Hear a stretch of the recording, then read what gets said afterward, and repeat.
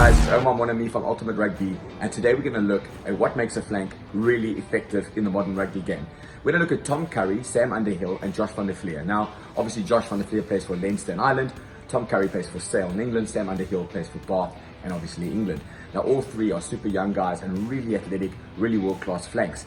But the difference between the three is not as stark as you might think, but especially between van der Flier and the two English flanks, there is a distinct difference in their styles of managing the defensive breakdown. Now, your flanks are vital in slowing down that lightning quick ball from the attack and allowing them to get on the front foot. Now, you can't jackal like the old days where you push down tackle, you get on the ball and you get away with it, because modern attack has massive ball carriers with a lot of shape on the ball. They can run over you, they can run around you, and if you're pushing down and they're getting gain line and getting double rolls, they're just going to get quicker and quicker ball, offloads off the floor, and you're going to be chasing your tail and you won't be able to keep up with the game. So modern flanks have got to have a number of tools up their sleeve, and it starts with three methods to slow the ball. Number one is upstairs in the shot. If I make a dominant shot and I stop offloads and I block momentum, I'm able to slow the speed of the attack. Two, I make the shot and you're pretty strong, I choke tackle you and I suffocate you, which also slows the ball in the air and buys the time for the defense to set.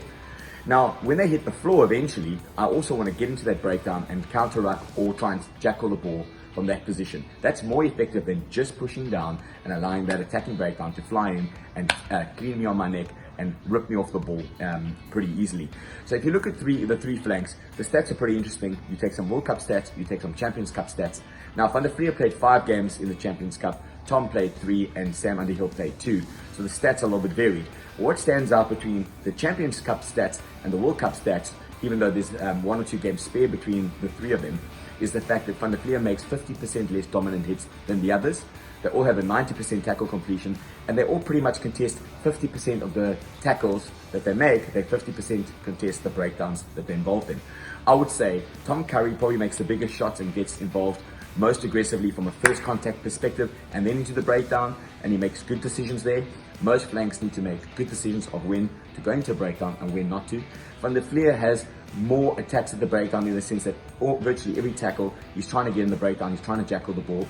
I'd say he makes the least dominant hits out of all of them, probably 40% less dominant hits than Sam and Tom.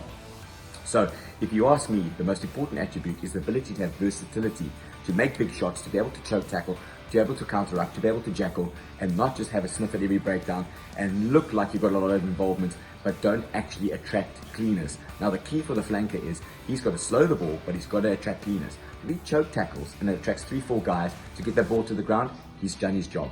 If he jackals the ball post-tackle and he gets in the breakdown and they have to flatten him with 3-4 guys, he's done his job. I would say Josh is highly talented. Maybe his body position is a little bit upright from time to time. I think Tom is a little bit stockier, Sam is a little bit stockier. They get into those breakdowns a bit deeper, and I think they vary their tackles, making bigger shots initially than he does. But all three are super talented. All three are excellent players, and I think you have a look at the clips, you'll see for yourself the different styles. But look out for the hit, feet, compete, which is hitting on the ball, getting the guy on the ground, and competing in the breakdown, which is the gold standard. And then look for when they just push down jackal and they don't really affect the breakdowns. Have fun and enjoy the clips.